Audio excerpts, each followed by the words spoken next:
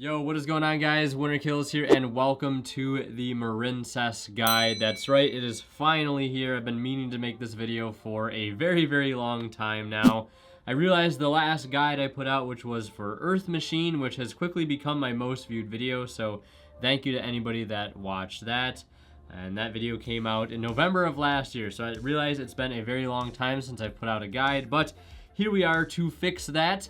And we're going to be talking to you guys today all about Marincess. And just to do a quick little intro to the deck for those that are unfamiliar with it, this is a water toolbox deck, and what I mean by that, the deck tends to lock itself into waters quite a bit, so you're going to be working with a lot of water-based cards in the extra and main deck to facilitate combos. It's also a very Cybers heavy deck. Pretty much everything in the extra and main deck is a Cybers monster. There is also an extremely heavy focus on Link summoning and some focus on Xyz summoning. The deck is filled with a ton of one-card starters, making the deck very consistent and resource efficient. The deck is also extremely resilient to a lot of low-impact hand traps. And I would say the deck overall is relatively easy to learn, but to understand all of the very minute details and the micro interactions, it can be a little bit challenging to master. And with that quick little intro out of the way, let's go ahead and take a look at my current deck list.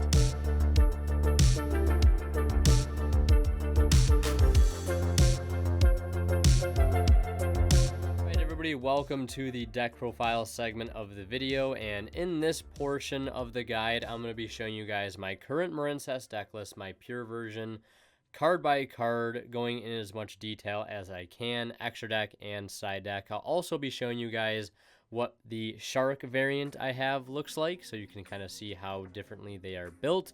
And I know a lot of people who watch this video might end up watching it outside of the current format that this video is being filmed in, so I'll do my best to kind of show you guys what I feel and what I believe the core of the deck should look like regardless of the format, and then that way you guys can see just how much room there is in this deck to fit defensive cards, non-engine cards, etc., that you guys can tailor to whatever specific format you find yourselves in while watching this video. And with all that being said, let's hop right into the deck list here. And the first card we're going to look at is Marincess Blue Tang, which we are playing at 3 copies. This card says if it is normal or special summon, we can send 1 Marincess monster from our deck to the graveyard except itself. Then if it is sent to the graveyard as material for the link summon of a water monster, you can excavate the top 3 cards of your deck, and if you do, you can add 1 excavated Marincess card to your hand, also shuffle the rest into the deck. So this card is really amazing, especially in a deck with 2 really good link ones.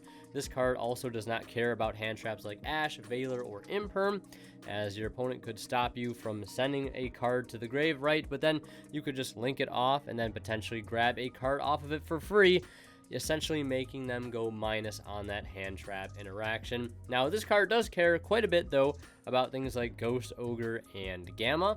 So if you suspect your opponent is playing those cards, or if it's a format where those cards are very heavily played and you want to be cautious, right, and you don't have any other good extenders in your hand like Dive or Spring Girl or Triple Tactics, right, you might want to hold off on using that effect if you really want to be careful and try to play around those things, because this card will get punished greatly by those cards. And I gotta say, back before this deck got its new support, a Ogre or a Gamma on Blue Tang would pretty much just end your turn, but now, thankfully, we have a card like Spring Girl, which makes that way less likely to happen. Another level 4, it says you can banish 1 Marincess monster from your graveyard as cost to special summon this card from your hand.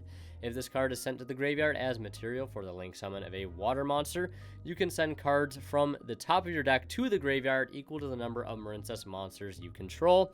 Then, if a Marincess card or cards was sent to the graveyard by this effect, inflict 200 damage to your opponent for each Marincess card sent. You can only use each effect of Spring Girl once per turn. So this card single-handedly helped this deck just be a lot more resilient to those removal type effects. Back when I played this deck pre-support, VW was very popular, and nothing felt worse than going into just Chuche, right? You could have like any sort of hand trap to turn off the Shen Shen, but if you couldn't deal with something like as simple as Chuche or Gamma or Ogre, your turn pretty much just ended. But having a way to play out of the graveyard now is so incredibly important. This card is absolutely insane for that reason. And not to mention that this card can just be a 1-card combo alongside every other level 4 or lower Marincess name in the deck. Its graveyard effect, much like Blue Tang's, is also really good for chain blocking crucial effects like Blue Slug and Sea Angel. And the fact that it's a level 4 allows you to make a lot more rank 4 plays in this deck, whether it be for Bahamut Shark, Stealth Kraken, or Abyss Dweller. Moving on here, we have another OG Marincess monster, which is Marincess Seahorse. This card was the original 1-card combo, and it still is to this day, still one of the better names. It just says you can special summon this card from your hand to your zone a Marincess Link monster points to. You can only special summon Marincess Seahorse once per turn this way. Important thing to note about that effect does not activate. It is an inherent summoning condition. So if your opponent used Called by the Grave on a Seahorse you had in the graveyard, and you have another Seahorse in your hand in an open zone that a Marincess Link monster points to, you can still special summon Seahorse, which is really, really nice and definitely something you don't want to forget. And this card also has another effect, which I would often refer to as the secret effect of Seahorse, because it doesn't get used that often, if I'm being quite honest. It says during your main phase, except the turn this card was sent to the graveyard, and that is one of the reasons why you don't use it that often, because of that line of text. It says you can banish this card from your graveyard as cost, special summon 1 water monster. 1 water monster, doesn't have to be a Marincess, just 1 water monster from your hand to your zone a Marincess Link monster points to. You can only use this effect of Marincess Seahorse once per turn. So that graveyard effect definitely can come up in grindier games. It can help you, not use certain effects that you might already have in your hand, and kind of lets you play a little bit more resource efficient. It also plays into facilitating some of your Link monsters because it banishes itself. It can help boost up Bubble Reef and give you something to bring back off of Bubble Reef's other effect. So this card is really cool for that reason. And if there ever becomes a really good generic water monster that we can tool out in this deck, this is one of those ways that we can do it. An example I could give would be something like Gamma Seal. If you're playing that as a board breaker, it now can suddenly just become an extender later on in the game because of Seahorse's graveyard effect. It's also nice too going against decks like per se Fluanderies, right? If they set up after you do, and for whatever reason they have map up somehow and you've already built your entire field and you have Seahorse engraved, you can just use this to kind of skip your normal summon just by bringing out a Marincess monster from the hand and doing your full combo without having to normal. So that's kind of another neat thing to keep in mind. And the next Marincess monster we're going to look at here is Marincess Pascalis. This one, I think, used to be one of the worst names pre-support, but has now quickly become one of the better names, and is also really good in formats where spot removal is very prevalent. For example, things like Mirror Jade, Tearlaments, Meta Noise, etc., etc. This card is really great for helping going into those boards with spot removal. And I say that because a lot of the times a normal summon of pretty much any Marincess monster can lose to something like a Book of Moon or a Mirror Jade, unless the card you have in your hand is exactly Spring Girl and you started with exactly Blue Tang. So having a card in the deck that can be 1 card that turns into 2 makes it so that their 1 form of interaction is no longer enough now, because they have to get rid of both the bodies. But if they can only get rid of 1, you're still fine because you still have your just classic 1 card Link 4 combo available to you. Not to mention it helps facilitate rank 4s very easily. So let's take a look at its effect. It says if this card is normal or special summon, you can summon out a Marincess monster from your hand in defense position except itself. And for that reason, this is why this card helps to beat those forms of spot removal just like that, because it just brings out another body. It's kind of like a Satellar Knight Vega, if you will. And then it has another effect during your main phase, except the turn this card was sent to the graveyard. You can banish this card from your graveyard, then target 1 Marincess spell or trap in your graveyard, add it to your hand. So that graveyard effect is absolutely phenomenal. Now, in all my time playing this deck, that graveyard effect has come up quite a bit. There were a handful of times where later on in the game, I would use a Blue Tang just to dump a Pascalis to the graveyard, just so I'd have that follow-up recursion on my next turn to be able to add back key cards like Dive, Battle Ocean, or Wave. That's just a really great effect, especially if they keep clearing your Battle Ocean. This is a really great way to recycle it, especially if you play just 1 copy. And next up, we have a copy of Marincess Mandarin. I'm opting to play this over the 3rd Pascalis because I don't like drawing multiple Pascalis. As we just went over, Pascalis cannot summon herself. myself. If she could, I definitely would play 3 Pascalis, but Mandarin is a very underrated card in this deck, and I think it definitely deserves a spot. It's an additional name, an additional effect that can help you kind of combo through interruptions, and for that reason, I think it's definitely worth playing in the deck. Not to mention, there are some cool things you can do with this card with 1-for-1. I think with just 1-for-1 bringing out this card, it's full Link 4 combo, and I think you might also be able to have the unaffected combo as well, and we'll be going over all these combos a little bit later on in the video. With this card, it says if you control 2 or more Marincess monsters while this card is in your hand or the graveyard, you can target 1 water Link monster you control, special summon this card to your zone that monster points to, but banish it when it leaves the field. The fact that it leaves the field, or the fact that it gets banished when it leaves the field, is also kind of nice because, again, it can help boost up Bubble Reef, and it can also be brought back off of Bubble Reef too since it gets banished.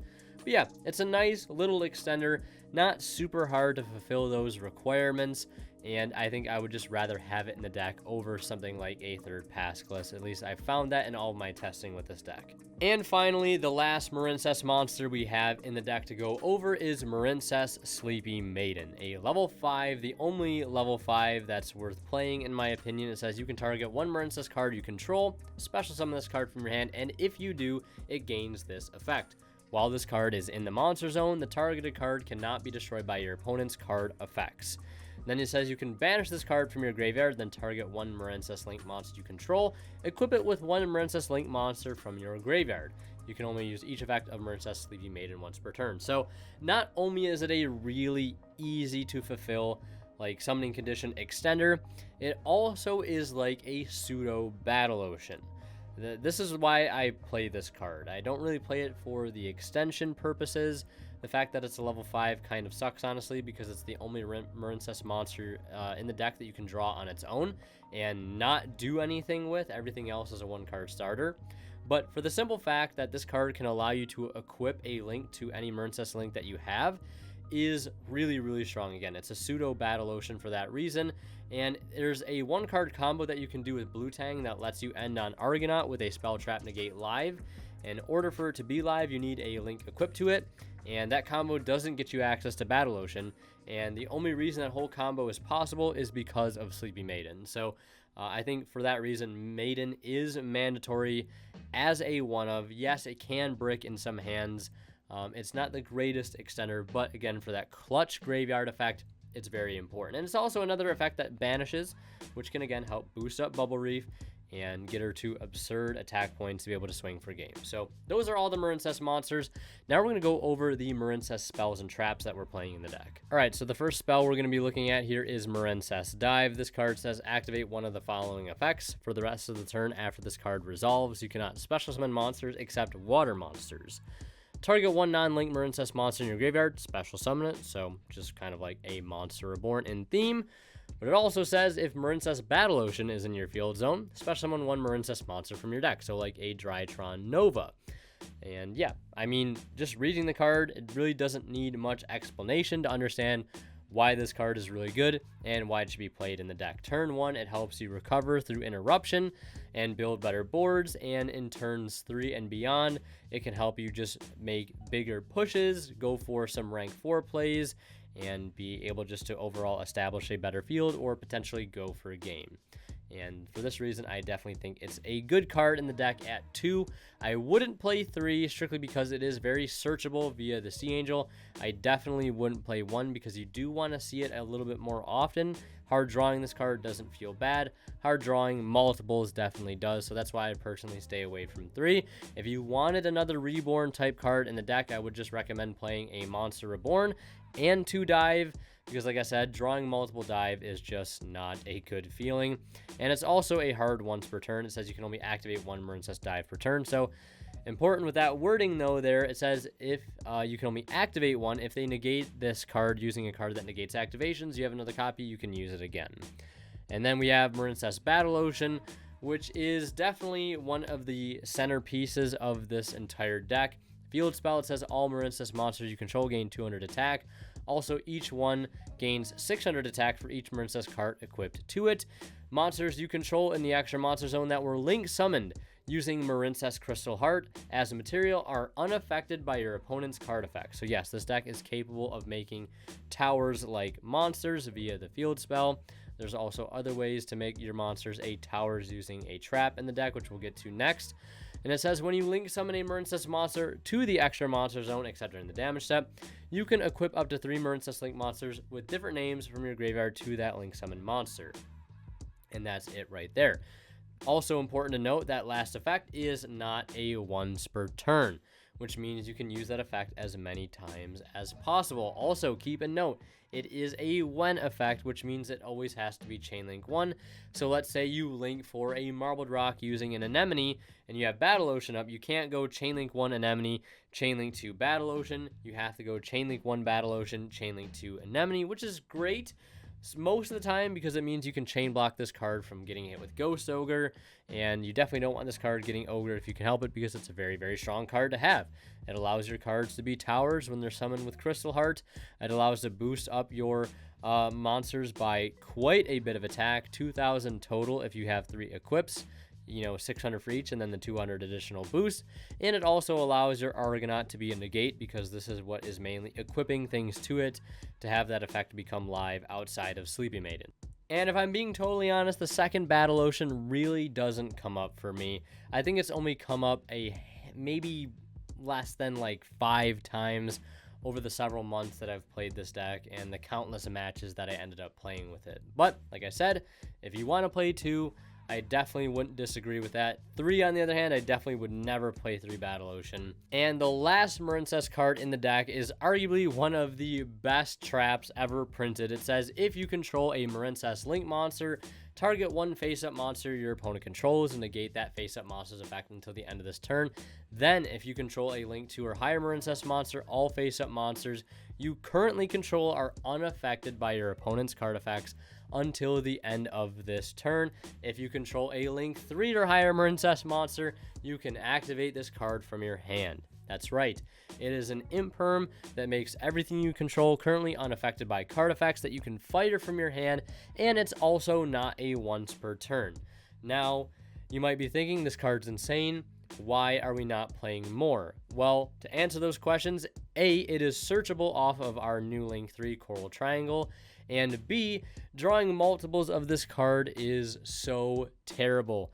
It is a hand trap, but it's not really. Going second, seeing this card in the opening hand is just not a great feeling, and you'd rather it be anything else, an actual real hand trap. This card is only good unless you are set up. When it is set up, it's fantastic. When it's not set up, it's terrible. So I would definitely recommend only ever playing 1 copy of this. And again, a lot of you guys might be worried about banishing this card off of Desires, but the same logic applies to this card as does Battle Ocean. During your entire combo, you're going to be searching out both Battle Ocean and Wave before you're using Desires, ideally.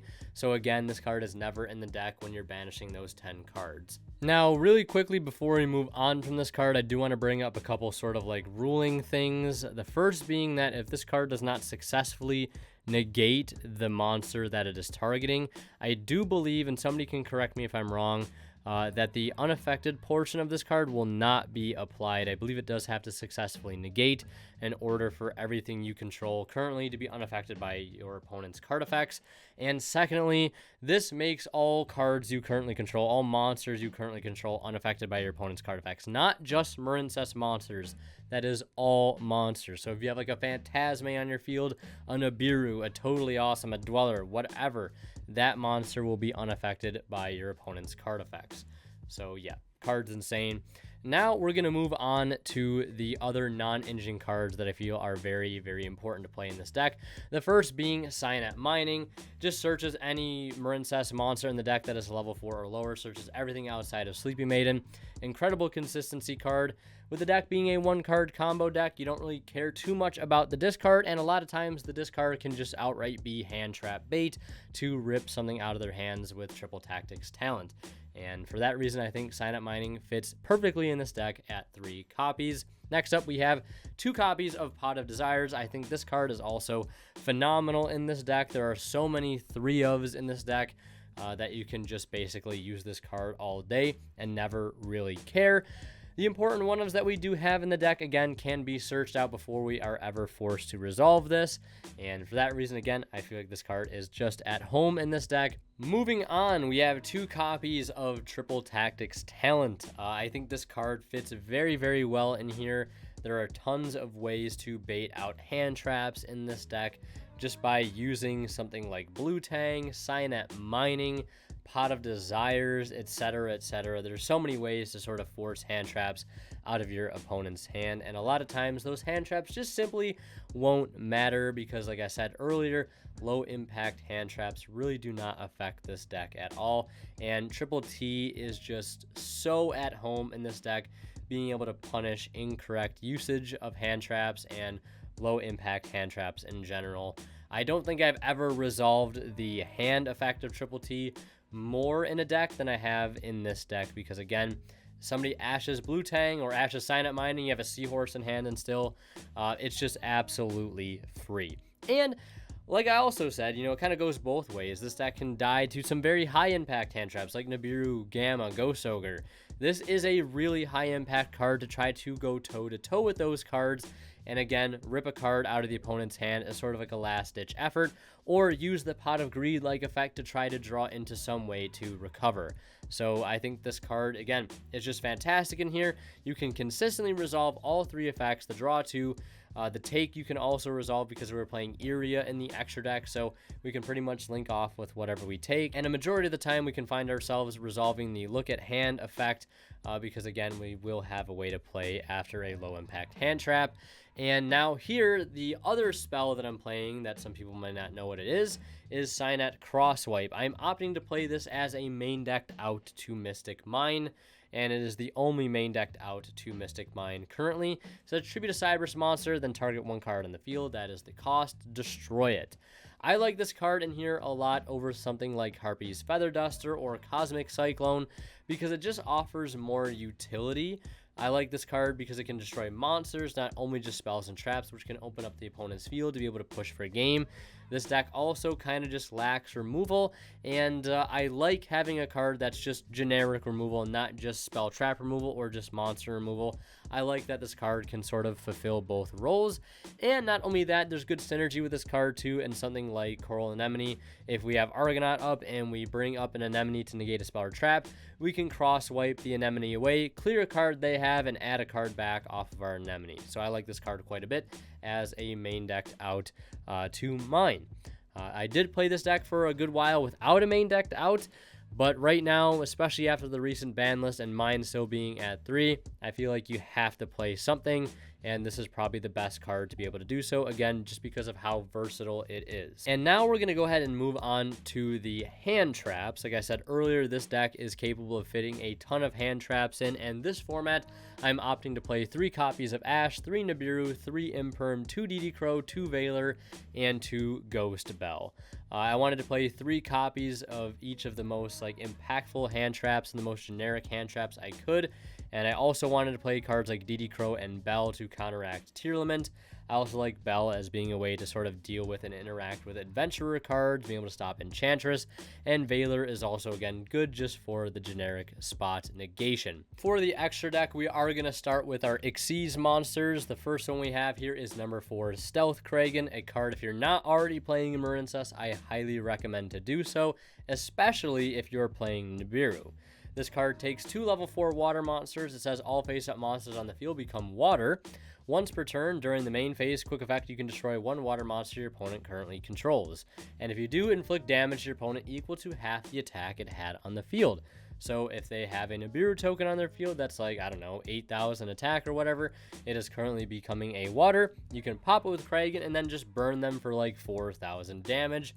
This card effect comes up a lot, especially with going into time. And again, it's that nice bit of removal that this deck definitely needs and helps it push for a game. And then it has another effect that says, if this Xyz summon card is destroyed, you can special summon 1 Stealth Kragan spawns from the extra deck up to the number of materials this card had. Then you can attach 1 water monster from your graveyard to each of those special summon monsters as material. Obviously, we're not playing the Kragan spawns, but I've seen some people do that. I don't think it's necessary in this deck. I don't think the Kragan spawns necessarily do enough. I personally would prefer just to play Kragan and then devote those other extra deck spots to more useful rank 4s like Dweller or other link 2s like Crystal Heart or Iria. And the next rank 4 I'm currently playing is Abyss Dweller. Obviously this card really doesn't need any explanation. We are in the middle of tier limit format, so this card goes absolutely insane. Not to mention we can consistently make it at 2200 since we're pretty much always going to be using water monsters to make it. And those are the only Xyz monsters I'm currently opting to play. Now, I know a lot of people are probably wondering, where is Bahamut Shark? Where is Totally Awesome? You definitely should be playing those cards. And there is one main reason I'm opting not to play either of those cards this format, and that is because of Super Polymerization. I do not want to be playing into Super Poly, which is going to be in a lot of tier limit lists, because if you end on Argonaut and you end on Totally Awesome, you are asking to lose to Super Poly for Mud Dragon, and I'm not about that. If you guys are watching this in a format where Super Poly is hopefully either banned or not seeing any play, then yes, I would recommend playing Toad and I would recommend playing Bahamut Shark. But right now, I don't think it is worth playing. At least if you make Dweller and Argonaut, you can still shotgun the Dweller in the draw phase or the standby phase.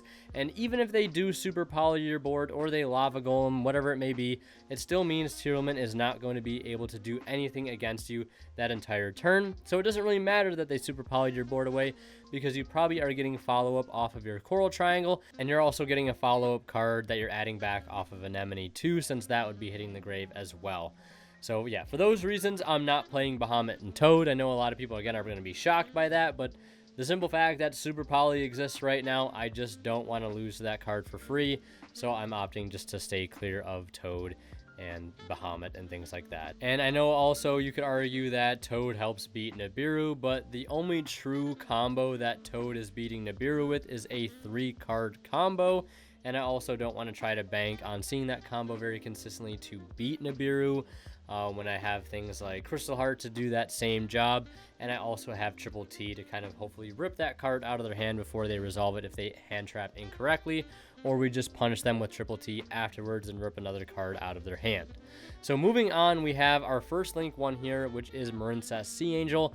1 level 4 or lower Marincess monster. If it's Link Summon, you can add a Marincess spell from your deck to your hand. You can only Link Summon a Marincess Sea Angel once per turn. So this is the Link 1 that searches either Dive or Battle Ocean, and it's incredible for that reason. You're going to always be going through one of your Link 1s every turn, and you're going to want another copy for follow-up. Anything past that, you usually can recycle whichever Link 1 you're going to need to keep grinding. I don't think you need more than 2.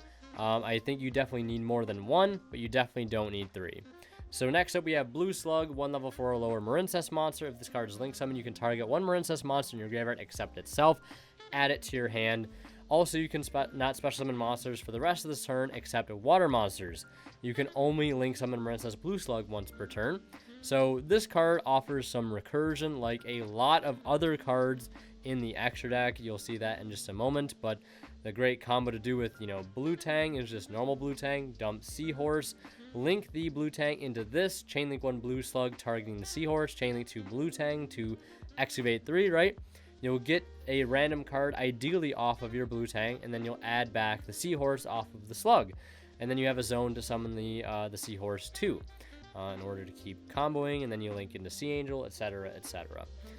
So again, just great card, helps you link climb, helps you recycle cards. Next up, we have 1 copy of Splash Mage. This card is very important in the deck for 1 card link for lines, and especially 1 card link for lines that don't allow you to search like Dive, right?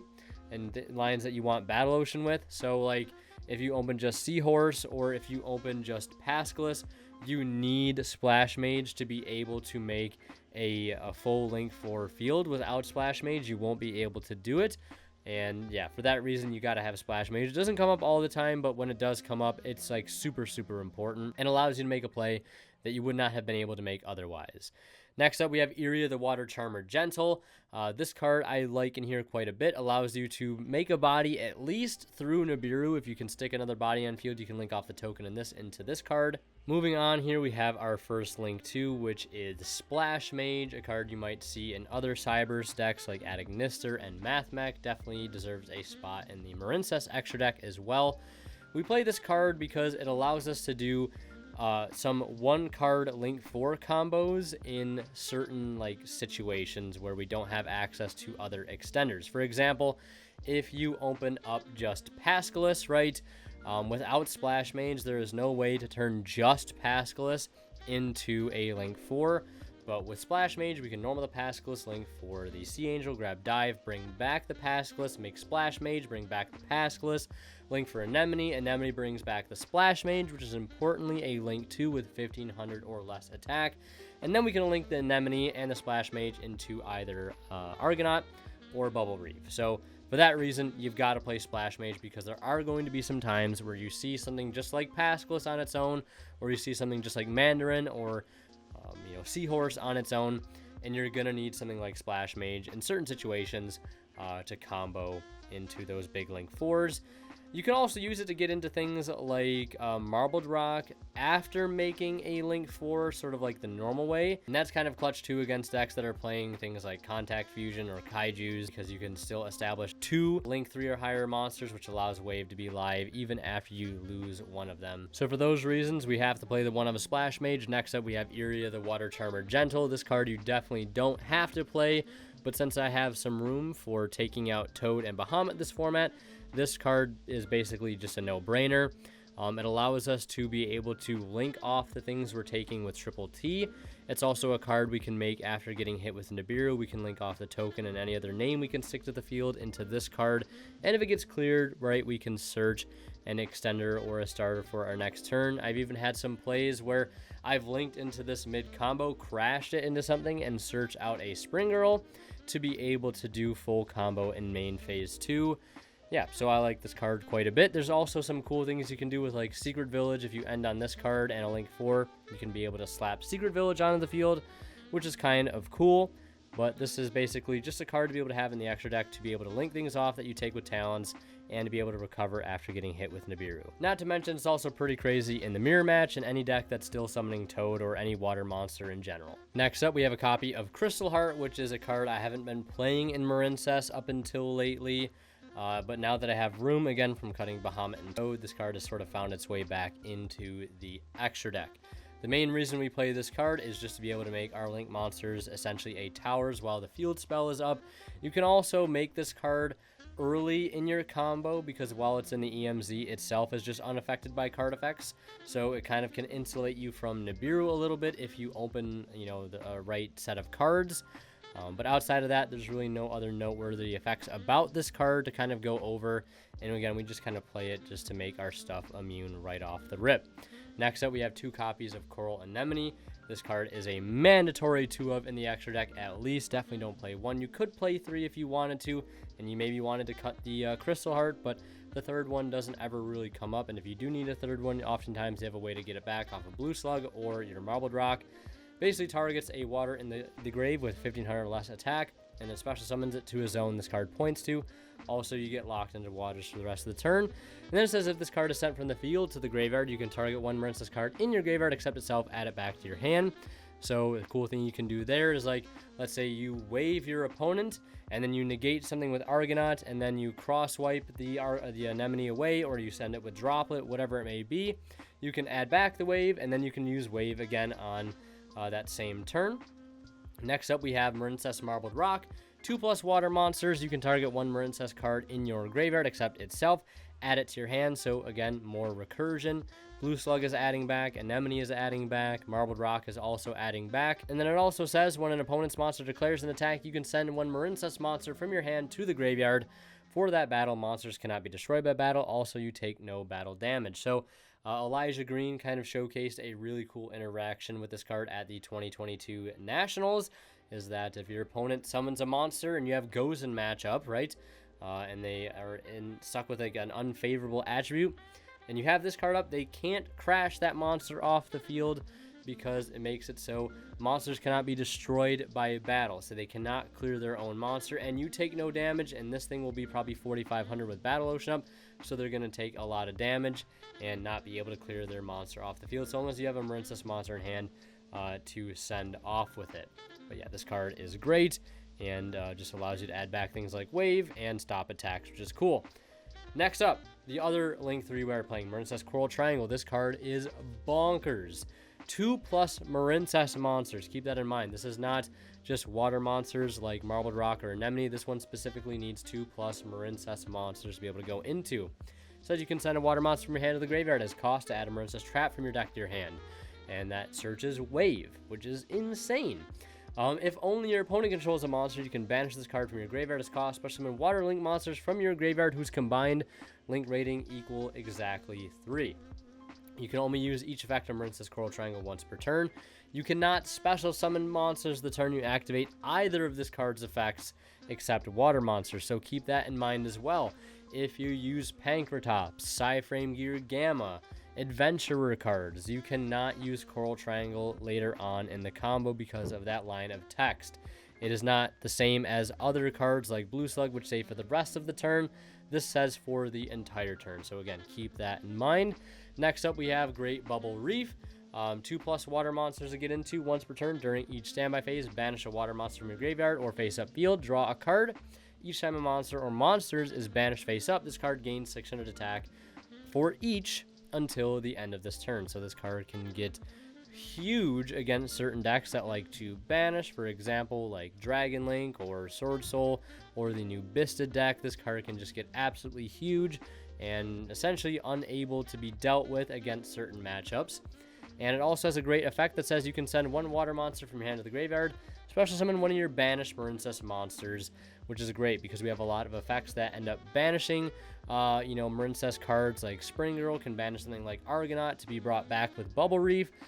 Pascalis can banish herself to add back spells and traps, which can be recycled off of Bubble Reef to trigger its effect and summon more names.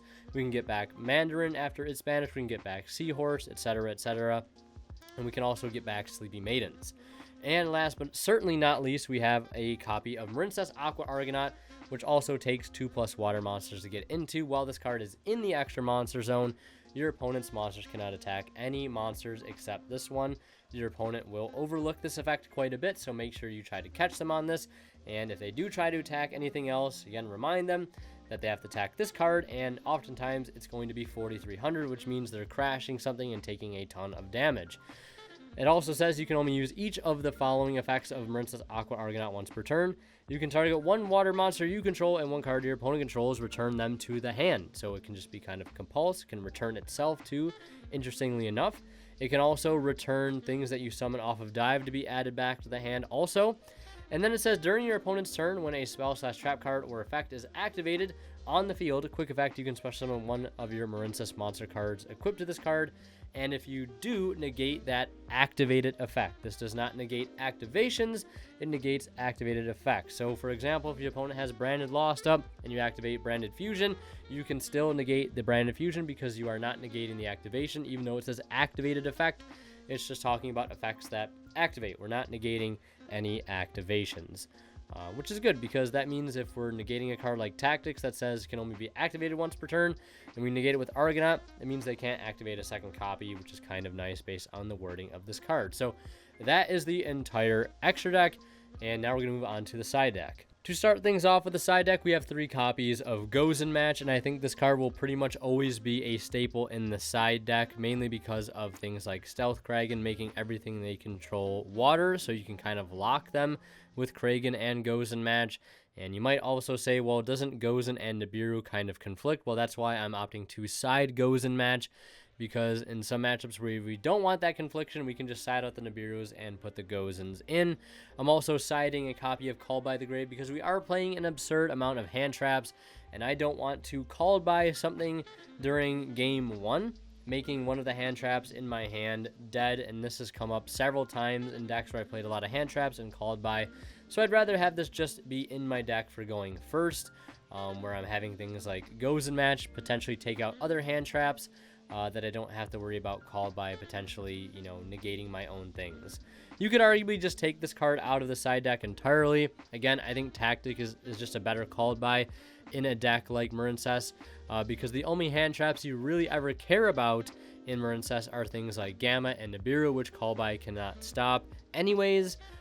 So yeah, this card again, you probably don't even need in there, but I think if you want another going first card, instead of just having 3 and wanting 4, I think again, call by could be a perfect fit, especially at 1. We have Cosmic Cyclone and 3 Lightning Storm because we do need back row removal, but we need mass back row removal in this deck because I think just like a couple of Cosmics aren't going to be enough going against really trap heavy decks, so having something like Lightning Storm is very important. Again, Dark Lure No More is something I also wanted in the side too for mass removal, because again, this deck struggles with that, and you need to be able to turn off a huge field to be able to have a chance at cracking it.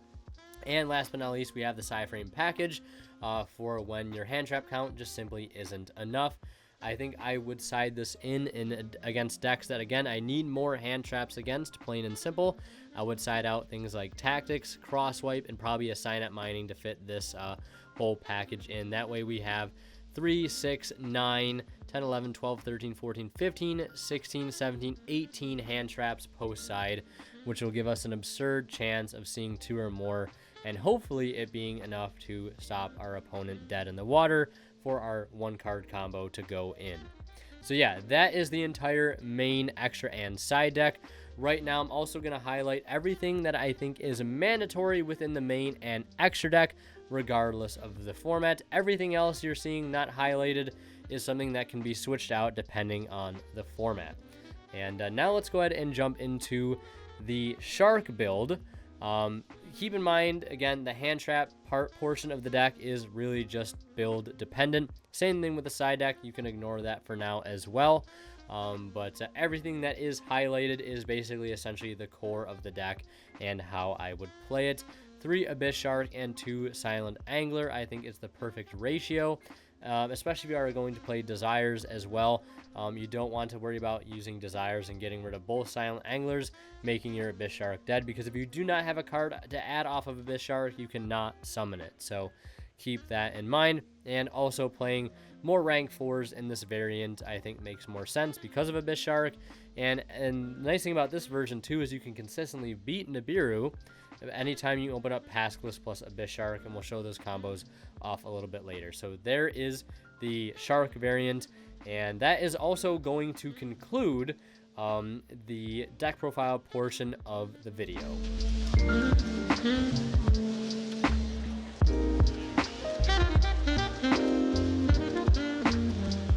Everybody, welcome to the other techs and engines portion of the video. In this part of the guide, I'm going to be showing you guys some other engines and tech cards you can run in this deck outside of things that I've shown you in the deck profile segment. These are all cards that I've either run in the past or would definitely like to try in the deck at some point in the future. So the first engine we're going to look at is the Adventurer engine.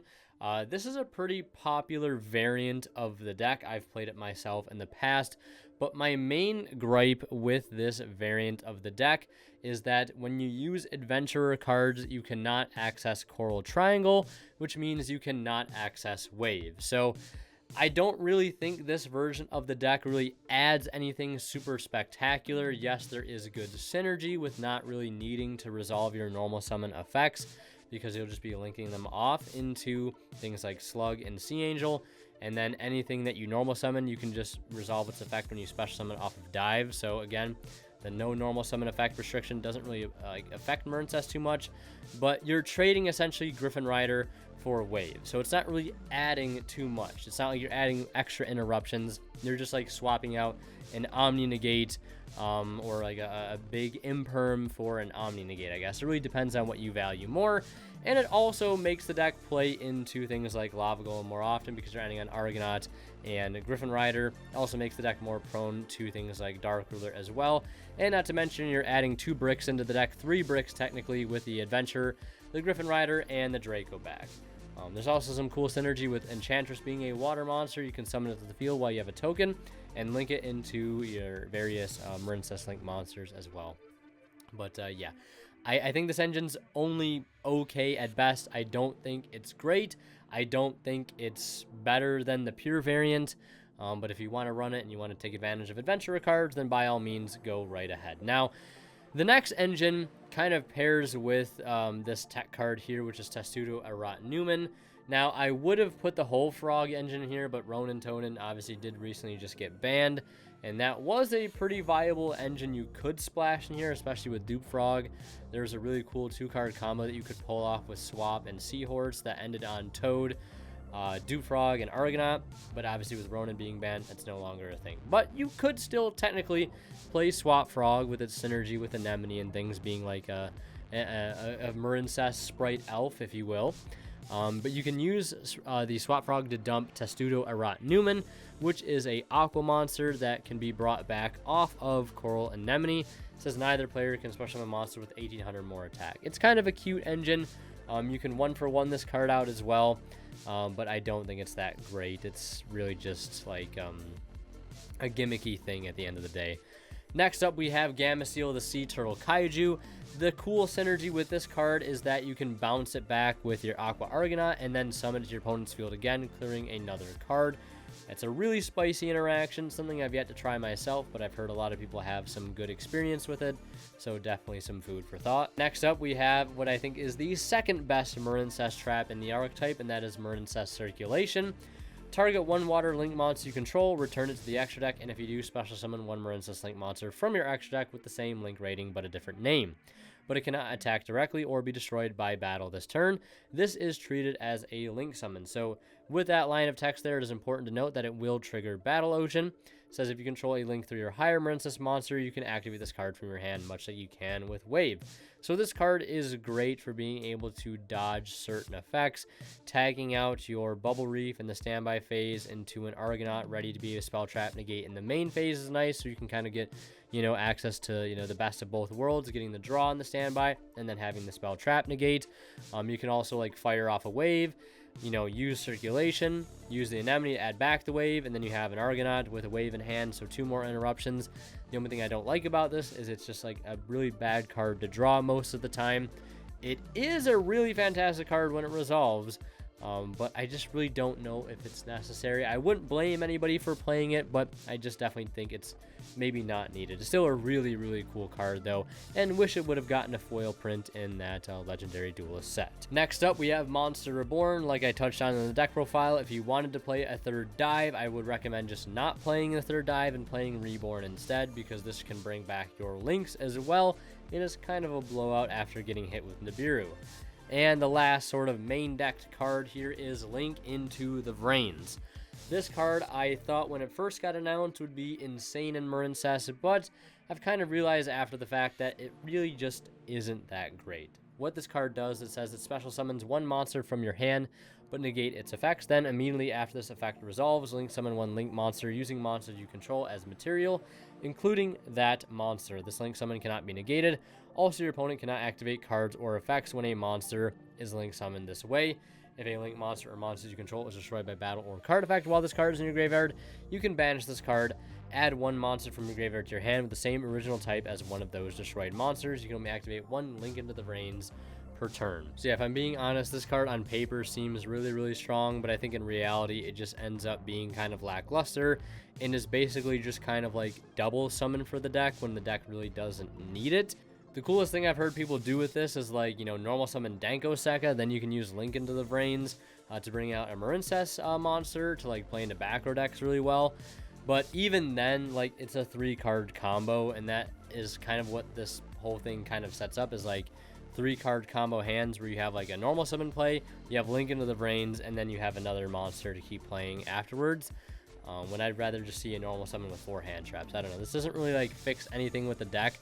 It doesn't really help you beat Nibiru, because the only way you beat Nibiru is if you have monsters in the extra deck that you haven't used yet, and if they let you climb high enough, like you've already exhausted your good link ones to go into, which means Link into the Vrains doesn't have anything to be able to link into, which is a problem. I guess you could use it to like link into an area that is, can't be responded to, I guess, but and then it just seems kind of mediocre. It seems really good on paper, but I just don't think this is the deck to be playing this card in. Next up, for extra deck text, we have Transcode and Access Code Talker. I did play this in the deck pre-support, but I find with the newer cards, this deck is locking itself into waters more often, and these cards aren't ever really accessible for that reason. I think with the advent of Stealth Kraken, you don't really need these cards, and they can just be kind of taken out of the extra deck for free space. But if you want to play a Transcode Access Code package, you can definitely do so. You just have to be careful not to waterlock yourself while you're doing your combo. Next up, we have one copy of Marincess Wonderheart, the other Marincess Link 4. It says once per battle, during damage calculation, if this card battles a monster quick effect, you can special summon one of your Marincess monsters this card. Equipped to this card. Also, this card cannot be destroyed by that battle, and you take no battle damage from that battle. Equip that special summon monster to this card during the end phase. If this card is in its owner's possession, is destroyed by an opponent's card, you can special summon one Link 3 or lower Marincess monster from your graveyard. So I like this card quite a bit because it can help pile on some damage, whereas other links might not be able to. But honestly, this card feels like it's like a format dependent thing. And I think just the other two Link 4s that are available are just outright better than this one. Not to say that this card doesn't really have a spot, but you know, with how tight the extra deck is, this one really, again, can't really find a spot right now. And last but not least, certainly not least, we have World Ocean Dragon Zealantis, or I think it's called like World Sea Dragon Zealantis in the TCG. This card I would definitely play in the deck at 1 post Darkwing Blast, because it essentially, with it being a water, adds this effect onto either your Argonaut or your Bubble Reef. It says you can only use each of the following effects of World Ocean Dragon Zealantis once per turn. During your main phase, you can banish as many monsters on the field as possible, then special summon as many monsters banished by this effect as possible to their owner's field in face-up attack position, face-up defense position, or face-down defense position. During the battle phase quick effect, you can destroy cards on the field up to the number of co-linked monsters on the field. So yeah, it's kind of a cool effect. It's just like a quick effect banish for everything, and it can kind of reset some soft once per turn effects. I haven't tested this card in this deck. In theory, it seems okay, but then again, I don't know how crazy it will be. We'll kind of just have to see how the format shapes up and how well Marincess can actually utilize this card. The only really cool synergy I think this card has with Marincess is by being able to banish everything, right? And then choosing everything to come back in face down defense position, which again, based on rulings, I don't know how that's going to work. And then this card won't be able to return. And then you can just basically use Coral Triangle since your opponent will control more monsters than you and you won't control any. But again, I don't know the full ruling specificities of this card and whether or not you can like summon like this card back or use the effect and not be able to summon back based on which positions you choose to summon things. Again, I don't know. Oh, and before I wrap this segment up, I actually did forget 2 cards, one of them being 1-for-1 and its synergy with Mandarin being full combo, and the other card being Magician's Souls and its ability to send off your Marincess links as equips to draw 2 cards mid-combo. So yeah, that's it for all the text and engines. If I missed anything, feel free to let me know down in the comment section below.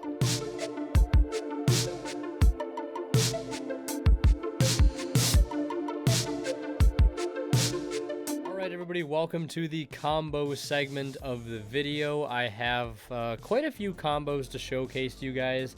Some of these will be showing off some 1-card combos.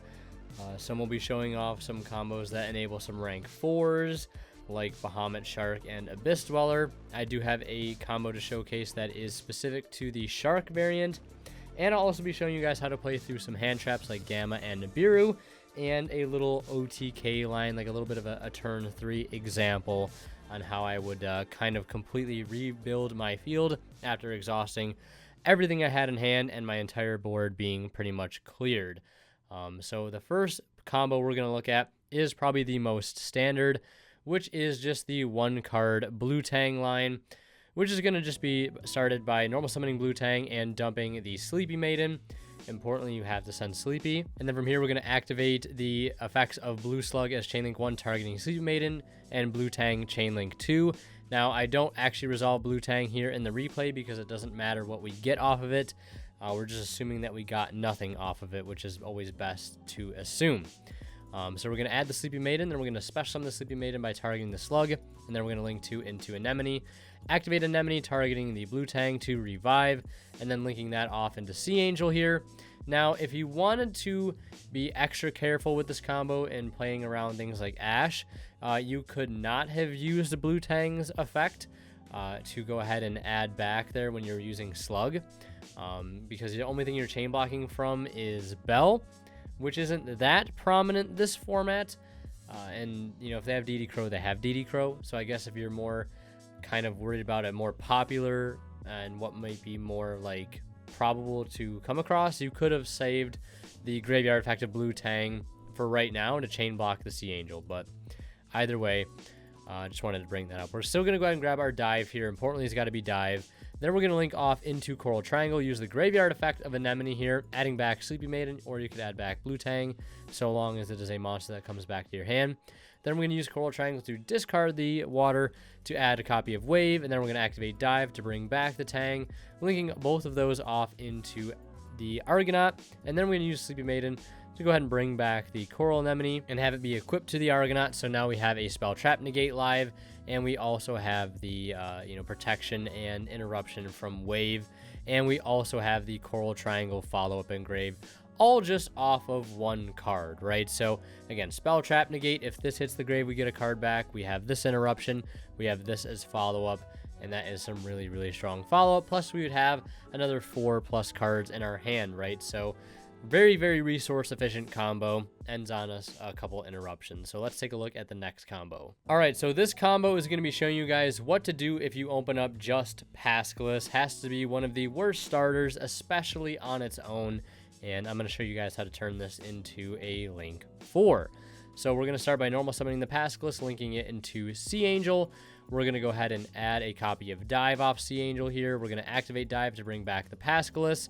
And then we're going to link both of these off into Splash Mage. Splash Mage will bring back the Pascalus, link into Anemone. Anemone brings back the Splash. And then we link into Argonaut, or Bubble Reef rather, and get back our card that we started the combo with. And yeah, pretty nice little resource efficient combo.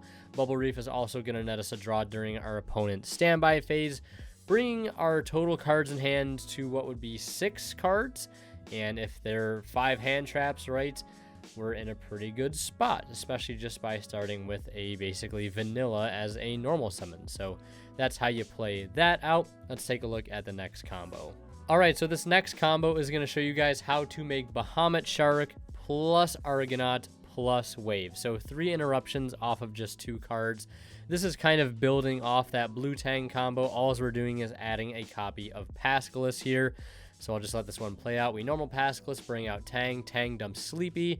We add back the Sleepy off of a Slug, link those 2 into the Anemone. We bring back the Pascalus, right? It has to be Pascalus because it needs to be a level 4 or lower. Go into Sea Angel. Sea Angel adds Dive. We're going to activate Dive to go ahead and bring out the Pascalus here. Overlay both of these for Bahamut. Detach here for the Bahamut Shark. Go for Toad. And then link into Coral Triangle. Anemone is going to add us back a card. And then we're going to go ahead and activate Coral Triangle, discarding the card we just added back to search Wave. And then we're going to link the Bahamut Shark and the Coral Triangle into the Argonaut. And then we're going to use the Sleepy Maiden engraved to equip it with the Coral Anemone. So just off of those 2 cards, we have our Spell Trap Negate follow-up in the form of Anemone and Coral Triangle. And we also have Pascalus follow-up too to be able to add back Dive or Wave. And we have Anemone, or Totally Awesome, as an Omni Negate. Plus we would have 3 other cards in hand on top of this. Very nice resource efficient line that ends us on 3 interruptions and 1, 2, 3 forms of follow-up. So again, extremely resource efficient and a really satisfying combo to pull off. Now, next up, I'm going to show you guys a bit of a Dweller line. Now, you might think that this should be exactly the same as the rank 4 line I just went over, which was just Pascalus and Blue Tang. But the nice thing about going for Bahamut Shark lines is that once you use Bahamut Shark, he can just be link material. That's not the case for Abyss Dweller. We need to keep him on field, so we're going to need basically Blue Tang plus Pascalus plus any other extender on top of that. So it's a 3-card combo.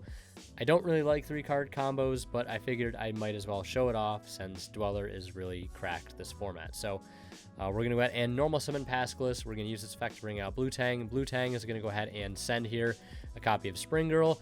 I guess you could also arguably send the Sleepy Maiden there as well. This time around, I went to go ahead and send the Spring.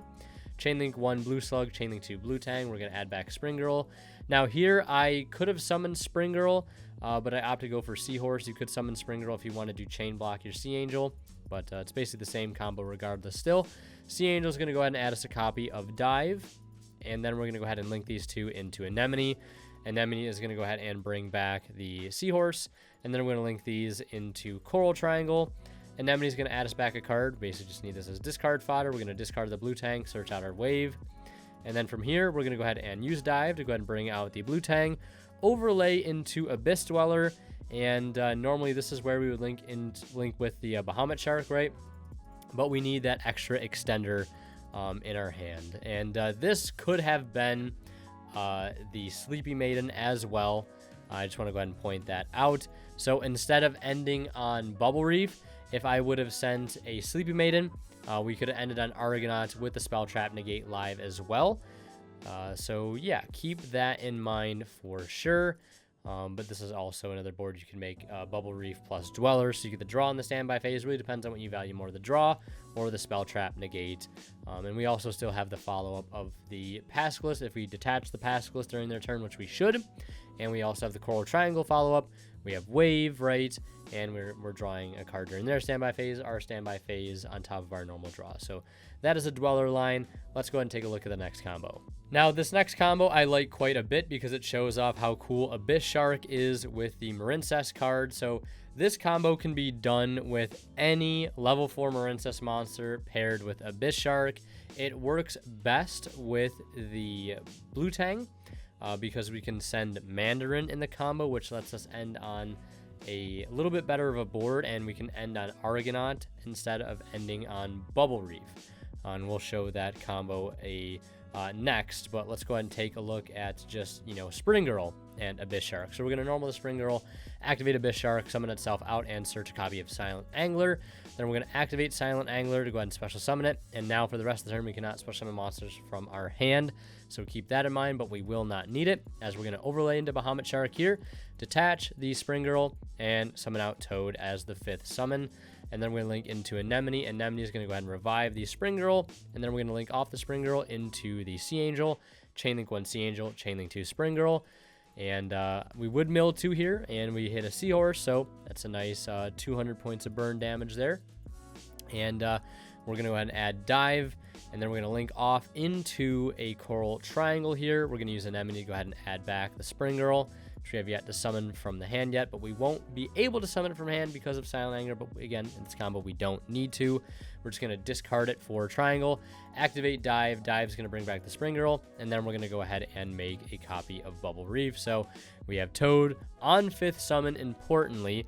The other line, we still ended on Toad, right? But it was not on 5th summon. That's the nice thing about this build, is that it can just consistently beat Nibiru, and you still have 2 interruptions plus your follow-up in the form of Coral Triangle, and you're getting some extra draws off of your Bubble Reef, and you still have 3 additional cards in hand as well. All right, so this is the other variant of that Shark combo. I'll go ahead and run through this one in real time with you guys. So like I said, any level 4 plus Abyss Shark is really good, but it works the best if you start Blue Tang and Abyss Shark. So I'll show you guys how this works. We're going to normal summon the Blue Tang, activate effect, and we are going to go ahead and send Mandarin from our deck to the grave.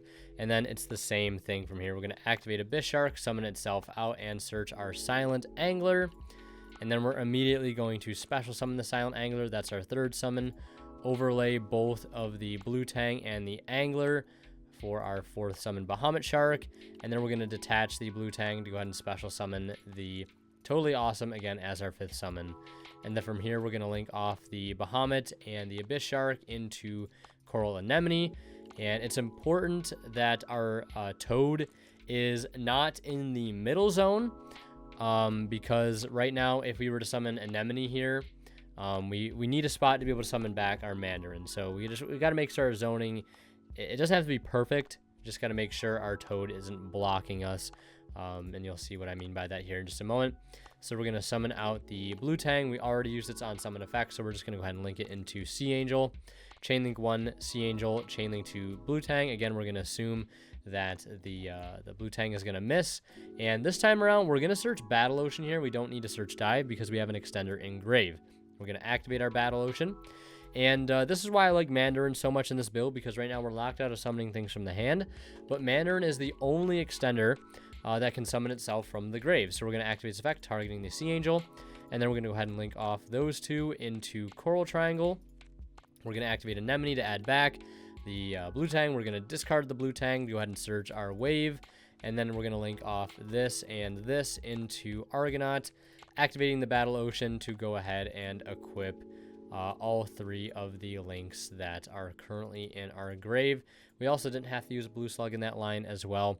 And again, Toad on 5th summon, plus Wave, plus Argonaut, all because we started with Blue Tang instead of something like Pascalus or Spring Girl. So keep that in mind if you do decide to play the Shark build. And it's also why, if you do play the Shark build, I highly recommend that you play Mandarin in that build. Now, in this next combo, I'm going to show you guys how to play through Gamma, which is definitely a very high impact hand trap against this deck. Now, I want to preface this combo that if you want to be able to consistently beat these types of hand traps like Ogre, Gamma, Mirror Jade, Meta Noise, these types of spot removal interruptions, you're going to want to make sure that you're starting with something like Pascalus if you have it, or you're searching out Pascalus off of something like Sign Up Mining, or that you have Spring Girl or Dive or Reborn or whatever to back up these types of plays. And if you don't have them, you have something like Desires, you might want to Desires first to try to see those cards before you attempt to go into the board, or else you're going to have a very hard time. So for this opening hand, I chose Pascalus Spring Girl. We're going to lead with the Pascalus. They're going to Gamma it, and we're going to be like, psych, we've got the Spring Girl to keep going. And then from here, it's basically just business as usual. We're going to do our Splash Mage combo line. And again, this is why you have to play Splash Mage. We get to make Blue Slug mid-combo too, which gets our Spring Girl back. And, you know, we can bring back the Splash Mage. And we get sort of 2 extra cards back to our hand here with this line. And we'd have 3 other cards in our hand as well. And we'd have 6 during our opponent's turn. They're already down a card.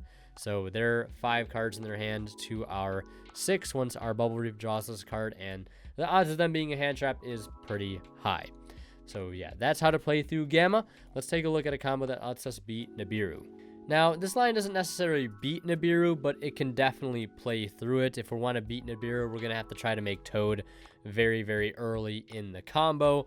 But this is just a random hand that I drew, and I kind of want to show you guys how I'd play this out to try to be cautious of Nibiru. So we're going to start with Spring Girl. We're going to link it into Sea Angel, Chainlink 1 Sea Angel, Chainlink 2 Spring Girl. We hit a Mandarin, which is insane, by the way, but we're going to pretend that we don't actually have access to the Mandarin. We're going to search Dive. We're going to bring back the Spring Girl, and this is going to be our 4th summon here. Yep, 1 Spring Girl, 2 Sea Angel, 3 Spring Girl, 4 Anemone. Anemone's going to go ahead and bring back a Spring Girl here, and this is our 5th summon. It all depends on where your opponent feels as though they want to drop the rock.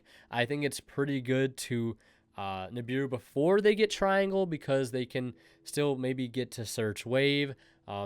You're just loading their grave up with Triangle if they have a way to get the token off field and clear their field, right? So that's kind of risky. So I would say like Nibiru here is like kind of fair, honestly.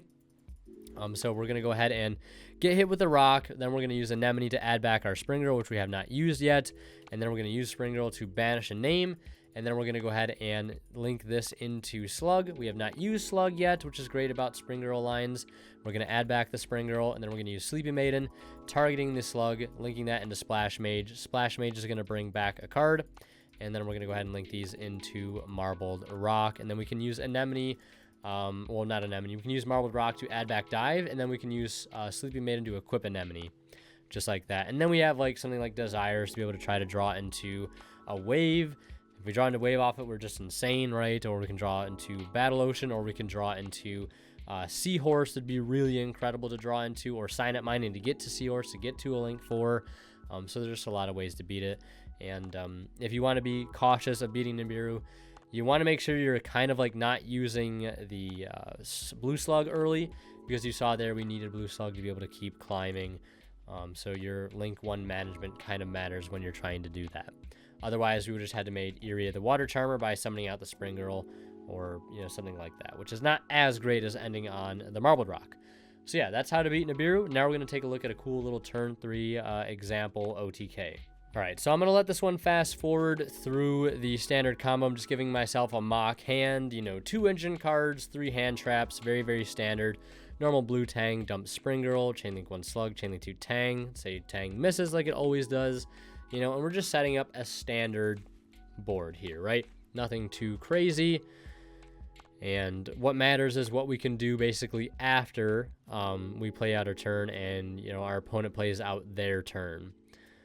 So we're going to link it to Argonaut, you know, use the Battle Ocean. Let's say we burn all of our hand traps, right, on their turn. Everything gets cleared, and we get a card back off of our Anemone we draw for turn, right? Say our Battle Ocean is still up on the field, although it really doesn't matter that it's here. This could not be here as well.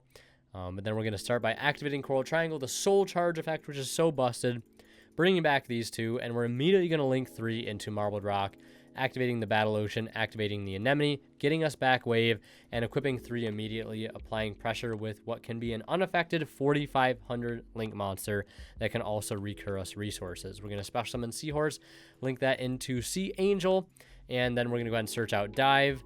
We're going to activate Dive to special summon from deck, bringing out Blue Tang, sending Mandarin. Then we're going to use Mandarin to bring itself back, linking into Slug, adding back Spring Girl. We're going to summon Spring Girl by banishing Argonaut, overlaying into Kragan, and then we're going to activate the Marbled Rock effect now to add back just any water. And it's important that we banish Argonaut here for what we're going to do next. So we're going to go for a Great Bubble Reef, use the Battle Ocean, use Bubble Reef, discard a water, bring back the Argonaut, and now we have access to a bounce and a pop and a 4,600, or it could have been 5,200 Argonaut if we would have made Bubble Reef before we used the Spring Girl. We could have also made Dweller there too to boost everything up by an additional 500, and we have Wave in hand too to be able to protect everything if we need to. So that's a nice little turn 3 example there. I love banishing the Argonaut off of Spring Girl so we can bring it right back off of the Bubble Reef.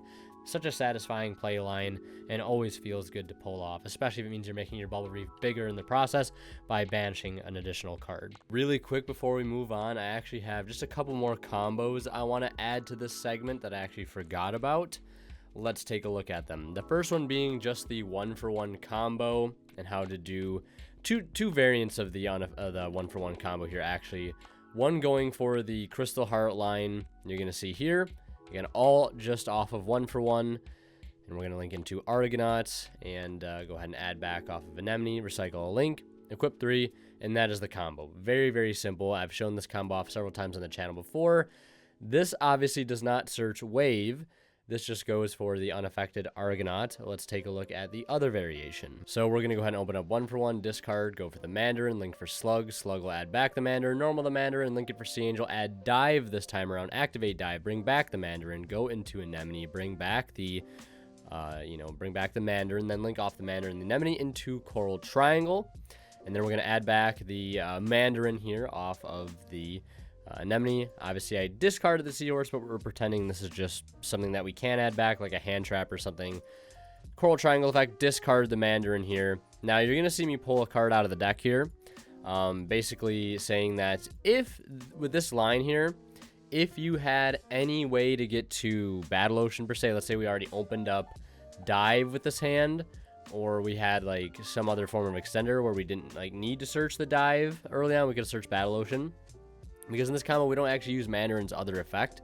So we could use it right here to make Crystal Heart, then slap the Battle Ocean on field and go for the Argonaut line. That way we'd have the unaffected Argonaut with Wave live. So those are 2 variations of the 1-for-1 combo I wanted to show you guys. And lastly, I have one more combo. Alright, so this combo I'm pretty sure I've shown on the channel once a long time ago. And I can't remember exactly how it went. I don't know if I showed it off in the first time we did Marincess on One Deck 1 Month, or in a test hand video somewhere, or a deck profile. But it was some line to be able to get to a Crystal Heart unaffected monster very, very early. I could be wrong. I don't know if this is it, but this is what I was able to come up with. So normal summon Pass. Let's bring out Blue Tang. Blue Tang effect, go ahead and dump any name here. I don't think the name that we send actually makes a difference. Then we link into Crystal Heart on the 3rd summon. Then we're going to go ahead and use the Blue Tang effect, assuming, again, we don't get anything off of it. We're going to summon out the Seahorse. That is the 4th summon.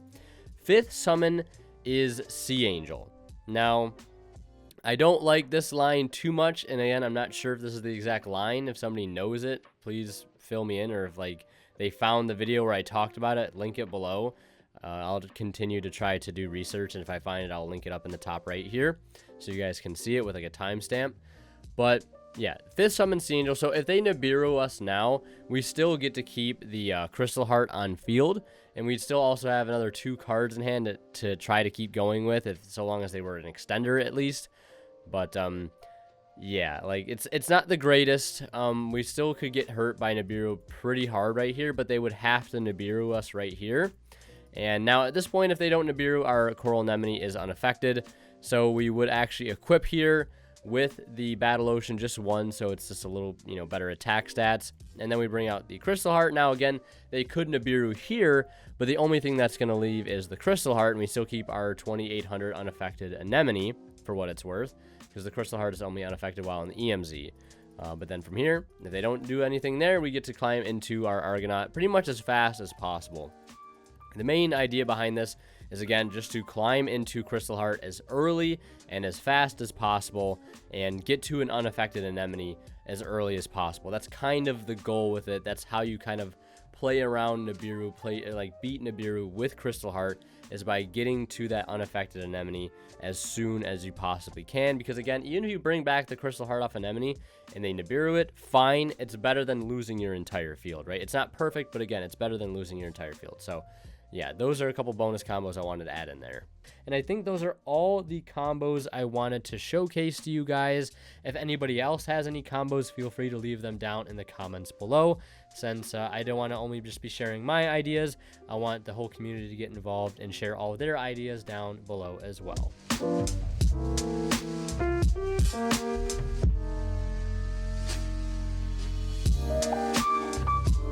Alright everybody, welcome to the niche interactions segment of the Marincess guide. In this part of the video, I'm going to be talking about the small little plays that come up in this deck maybe once every 50 to 100 matches, and small little details that you're going to need to pay attention to if you want to play this deck, especially if you want to play it well. And much like the last 2 segments that we just went over, if you guys feel as though you have anything to add, don't be afraid to drop it down in the comments below. So the first thing I want to talk about is being able to understand how to play around certain hand traps, right? Depending on what cards you have available to you in terms of starters and extenders. And the most basic example I can start with is just Blue Tang. For example, if you think your opponent is on Gamma, or you have prior knowledge throughout playing the match that they're on Gamma, I would highly discourage anybody from just normaling Blue Tang and declaring effect openly. I wouldn't blame anybody doing that game 1, but again, if you suspect they are on Gamma, it might be wise to not just, again, use its effect immediately on normal, unless you're feeling confident and you have something like 1-for-1 to back it up, a Sign Up Mining to search a Spring Girl, already open Spring Girl, or something like Dive in hand. Now, yes, there are a lot of ways to potentially beat Gamma on Blue Tang, and again, like if you have Spring Girl in hand already and you have triple tactics and you want to just run out Blue Tang and, you know, put them on Habit, then by all means do that, because it's definitely going to be a really good way to punish them. But one simple way to play around it, again, don't use the Blue Tang effect, link it off for Sea Angel, chainlink 1 Sea Angel, chainlink 2 Blue Tang, you get your dive, and maybe you get a random card off of your Blue Tang if they don't decide to Gamma that. And if they do decide to Gamma that, then by all means that's completely fine. You just dive out the Tang and keep comboing from there. If they don't, then again, you're going to need to play a little bit more carefully, but at least you're out of the gate. You can dive out the Blue Tang and then make a link 2, and then again, go from there and try to slowly build your board while being wary of the Gamma. Alright, so next scenario I would like to bring up regards these 2 cards here, specifically Seahorse and Spring Girl, and hands where you see them together. And I wanted to bring this up also because DD Crow is very popular in our current format. If whatever format you're in right now, DD Crow is not played at all or even sided, then you could probably just completely ignore this, but it is still pretty good to know. And it's also pretty handy in general for just like learning how to sequence your hands in a more safer manner. So there are two ways you could easily start off any combo with either of these cards. The first being you could normal summon the Seahorse, link it into Blue Slug, activate Blue Slug, targeting the Seahorse to add back to hand. But now if the opponent has DD Crow and they target your Blue Slug target, now the Spring Girl or Dive in your hand even is now completely dead. So that's definitely the less safe way to play out a hand where you have these two cards in it in a format where DD Crow is really popular. Now, if you want to be mindful of DD Crow, it's best to start by normal summon Spring Girl, link it off for the Blue Slug, and then just activate Blue Slug to add back the Spring Girl. If they crow the Spring Girl, it's fine because you still have Seahorse with an open zone regardless. And if they don't DD Crow that, then it's also fine. You have an extra extender to work with later. So now, again, if they crow that, you just have Seahorse to link into Sea Angel to go ahead and grab Dive. And again, you're just kind of off to the races there. So that's another very simple example of how to be able to beat something like DD Crow. All right, so the next scenario I've chosen to show you guys here basically involves Seahorse sign-up mining and what could be just any random card. It just needs to be a discard for sign-up mining. The Seahorse could also be anything too. I just chose Seahorse again for this specific scenario. So if we are under the assumption that our opponent is playing something like Tearlament's Meta Noise, Book of Moon, maybe could be something like they have Mirror Jade on field, any form of like quick effect spot removal, right? That could really just end our day. We have the option to just normal summon Seahorse here, but we also have the option to activate Signet Mining, discarding a random card to go ahead and search Pascalis. This is now going to make our opening play here a lot less vulnerable to types of removal and things that make it so whatever monster we bring out can't be linked, right? So if we wanted to like play it safe, right, and hold the sign-up mine to be able to search a Spring Girl later in the combo, which again is definitely something you can do and is something you should learn to do, is holding a sign-up mining if you already have a starter, because again, you can search out Spring Girl later on in the combo to be kind of like saving grace. But here, in this example, saying our opponent might have a Tearlament's Meta Noise that we know to be live, if we start by, activating Pascalis to bring out another name, we've now just completely almost neutralized the threat of that card that they have in their backline. And if they have Mirror Jade now, it also is a lot less potent because we've now just gotten two bodies onto the field. And if they can only clear one, that's fine because all we need is one body left on the field anyways to do what we need to do. So again, Pascalis is your best friend when it comes to like playing into boards with specifically a lot of spot removal, so definitely keep that in mind. All right, so this next interaction is kind of specific to decks that use the contact fusion mechanic, specifically Cyber Dragon. I bring this up because I've personally played against Cyber Dragon countless times with a deck like Marincess, and on paper, that match almost seems like unwinnable because they just get to fuse away your link in the extra monster zone, and there's really nothing you can do about it, even if it's unaffected by card effects, because it's not a card effect affecting it. And it also helps to beat things like Kaijus, more so single tribute Kaijus, not things like Lava Golem and Super Poly. Lava Golem and Super Poly will punish the play we are about to make, so keep that in mind. Again, this is when trying to deal with single forms of like tribute removal, maybe against things like Rika, that's also very important too. And again, things like Cyber Dragon with contact fusion mechanics available. So this is going to be a play and a line to be able to make 2 link 3 or higher monsters. And this is the similar hand that I opened in a tournament, an online tournament that I actually ended up winning, where I played Cyber Dragon Therion in the finals. And that hand started something a little bit like this. Normal summon Pascalis effect to go ahead and bring out Mandarin. We then link off the Mandarin into the Sea Angel. We're going to activate Sea Angel to go ahead and search out the Dive. If we already had Dive in hand, we'd search out Battle Ocean. And we already played 2 Dive in the deck, so we have a decent chance of seeing it. We could also play 2 Battle Ocean in the deck as well. So again, decent chance of seeing that here also. And I'm pretty sure the Mandarin doesn't have to be Mandarin here, although it might help. So we're going to go ahead and link now into the Coral Anemone. We're going to activate Coral Anemone to go ahead and bring out the Sea Angel. And then while we're at it, we're going to activate Mandarin to go ahead and special summon herself by targeting the Sea Angel. And then at this point, we're going to go ahead and link into the Coral Triangle. Anemone will add us back to Pascalis. We'll then discard the Pascalis to go ahead and search out our wave. And then from here, we can go ahead and activate our Battle Ocean, right? And link this off and this off. The Mandarin will get banished, right? And then we can go ahead and equip everything with the Battle Ocean. So now we have our 4,300 Argonaut, Wave Surge, etc., etc. But here, we're not done yet, right? One also important thing to know is we have not used Blue Slug yet, and that is single-handedly one of the most important things you can do when you're trying to play past any sort of interruption. Having Blue Slug still left to be able to use puts a lot of gas in the tank. Like, let's say we got hit with Nibiru right now even, right? You could activate Dive, go ahead and bring out specifically Spring Girl here, and then link that Spring Girl into the Blue Slug, activate Blue Slug, Chainlink 1, targeting Spring Girl, Chainlink 2, Spring Girl, right? Add this back, and then we can special summon the Spring Girl by banishing the Pascalis in our grave, or if we got, again, hit with Nibiru, we could banish one of our other links, and then we can link these two off into Splash Mage, and Splash Mage is going to bring back the Spring Girl, the only target in our grave, and then we can link these into Marbled Rock, and Marbled Rock can either add us back a Dive, or we can add back Spring Girl for follow-up. And again, you could beat Nibiru that way, and you could also now beat a single tribute Kaiju, Contact Fusion, or a Rika Con tribute. Again, something that can just completely remove one of your links, and you really don't have a way to respond to it. And that's important because now our wave is still live, and that's just what we need, right? So that's a little interaction, little play line you can do, something important to know if you don't want to lose outright to a Kaiju, which a lot of people think is the direct downfall of this deck, and that's not always true. All right, so this next interaction is definitely one of those interactions that comes up once in a blue moon.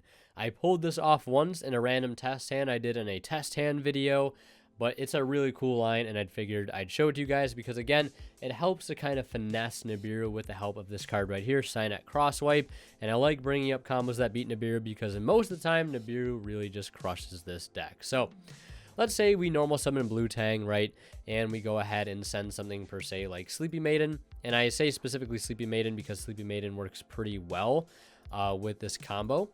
We're then going to go ahead and link into the Slug. We'll say the Tang misses. We'll add back our Sleepy Maiden. And then from here, we can go ahead and special summon the Spring Girl by banishing the Blue Tang. And then we can link this off right into this. Chainlink 1, Chainlink 2. Mill. They'll take a couple hundred damage. We'll add our Dive. And then from here, it also really depends on when they actually hit you with the Nibiru. For the sake of this, we'll say they hit us after we make the Coral Triangle, and it pretty much has to be after Coral Triangle is made. If they Nibiru you, that's when it's really going to matter. So let's say that's exactly is what happens. We'll add back this, right? And now we're at the point where they're like, oh, they're going to drop the rock here. They don't want us to search wave, etc., etc. So even if we do have a play after this, we can't use the wave. We don't already have it in our hand, right? So let's say they just use the rock here, right? There goes our Coral Triangle, and we get the token. So the cool thing with this, and again, we could have like Spring Girl in hand already. If we didn't use the effect, we could summon it. Or in this scenario, which is what happened in the test hand video, we could have it Battle Ocean in play and use something like Sleepy Maiden to target the Battle Ocean, because this targets any Marincess card, not just monster. We can summon it, then activate the Crosswipe, tributing off our Sleepy Maiden, targeting the Nibiru token to destroy, because it targets any card on the field. And now at this point, we've created a situation where our opponent is the only one that controls the monster, so we can use the other effect of Triangle to go ahead and bring out Anemone and to bring out the Slug or the Sea Angel from the graveyard, and from here we can just continue to play. We could even do something like, right, Dive if we have this good setup like we have right now. Bring out Pascalis, right, bring this out, make a rank 4 play, you know, go for Bahamut Chart, go for Dweller, go for Kragan in time. This is a phenomenal play too, because you can just pop this and burn him for 15, and then you can link into something like a Marbled Rock, right? Equip with the field spell, add some cards back, and from there you're pretty much chilling. You can make the Argonauts, you know, you have a Sleepy Maiden access, right? Get a spell trap negate on it, or whatever you want to do. So that's a cool little thing you can do with Signet Crosswipe to open your field up, right, by popping your own things to make Coral Triangle live on your turn. Really cool thing. Doesn't come up, like, ever, but it's something that can come up, especially if you choose to play Crosswipe. So keep that in mind for whenever that may happen. And the last thing I want to talk about here specifically is more so if we are post side. So let's say we have goes and matches in our deck, and we are trying to set up a goes and lock from our opponent. And we're going to say, for the sake of this, that our opponent has, right, a light monster, and that we have a marbled rock in play. Or more importantly, we would need to already have the knowledge that we have something like goes and match in our hand, right? And let's say we just don't have this or whatever. We can go for marbled rock and kind of forego having to make a Argonaut or a Bubble Reef, because if we know the matchup well enough, right, and we know goes and match is going to absolutely cripple them, or we can make a Stealth Kraken, making marbled rock is really nice, because when we catch them with the goes and match, a lot of times they can just outright crash whatever monster they have into our big monster, clearing their field, allowing them to play again if it's tier limit. If you catch them with like a weird attribute on field, or weird attribute. But with marbled rock, we can use her secret effect to basically discard a Marincess to make it so that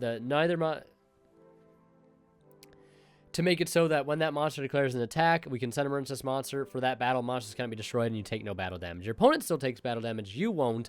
Their monster will stay, and your goes and match is still putting in a ton of work, because they'll still have like a light monster or whatever on their field when they need to be summoning all darks or a wind, etc., etc.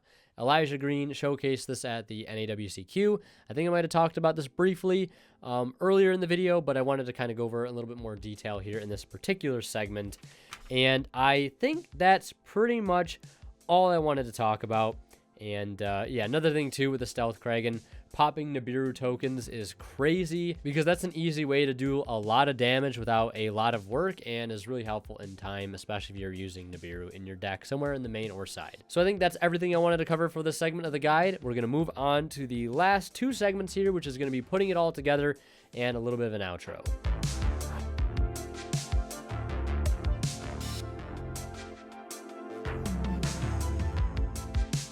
Alright guys, so as we wind down this guide video, in this segment I just want to talk about a few things. The first being the price of the deck. How cheap can you get this deck for? Well, luckily, for you budget players out there, pretty cheap actually. Thanks to the legendary Duelist Duels from the Deep set, they reprinted a ton of cards from this archetype, all in common and rares. And from TCG Player right now, I have everything that makes up the core of the deck. All the Marincess monsters that I'm playing, the sign-up minings, dives, all of the extra deck stuff, all that good stuff, right? All for just $55.02 before tax. So that's pretty cheap. Under $60 or so for the entire core. Again, that's not including your hand trap staples and your other non-engine extra deck cards.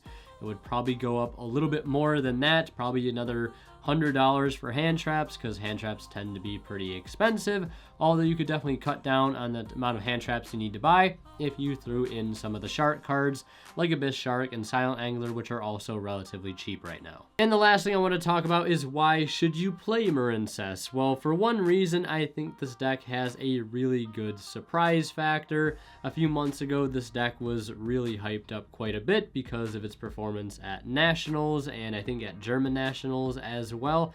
I think that hype has since died down, and if you want a good sort of rogue slash meta pick into any tournament, I think this deck checks out very well. It can play a wide range of hand traps in the main deck, making it extremely competitively viable. It also has insane follow-up in the forms of all the cards that it just adds back over the course of its combo, and Coral Triangle. Extremely resource efficient deck, lots of one card combos, and ends on some very powerful unaffected link monsters. And let's not forget, Marincess Wave is absolutely bonkers, and some decks will outright fold under the pressure of that card. And let's also not forget, making things like Abyss Dweller this format is too good to pass up, and in some other formats, making Bahamut Shark and Totally Awesome is also really great as well. And before I wrap this segment up, I figured I'd throw this in too.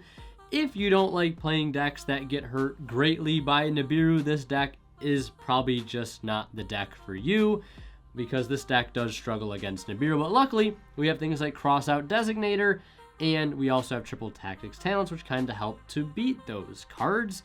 And again, you could also play the Shark Engine, which beats it very regularly as well. I think that's this deck's biggest weakness, again, is probably just Nibiru. Another card that I've seen hurt this deck as well is There Can Be Only One, so if you're really worried about that card, make sure you stay strapped with main deck spell trap removal and lots of it within the side deck as well. So TCBoo and Nibiru being your two biggest nightmares when playing Marincess, so definitely keep that in mind before you pick it up or while you're playing it.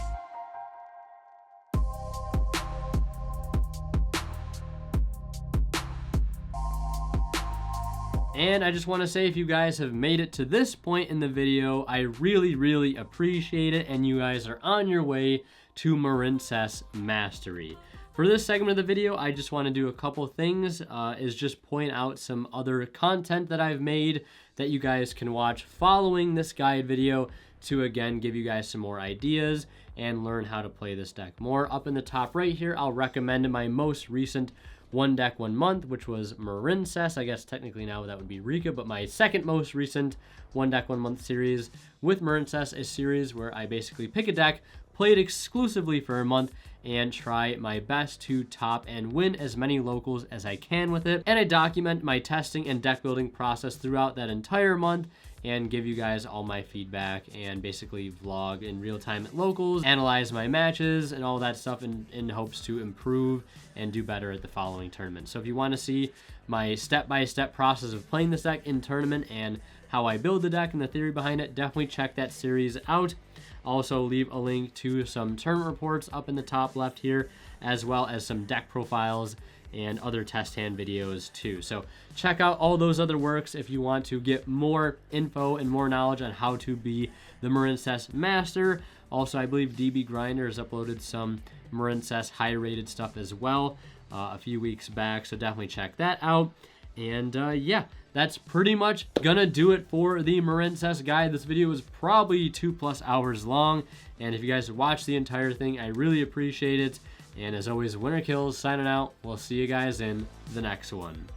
And like always, a big shout out goes to our Divine Level channel members who are Pony Start, Cadillacs 84, Justin Lamb, and HDH Cyber. Thank you guys seriously so much for your very kind and continued and extremely generous support of this channel.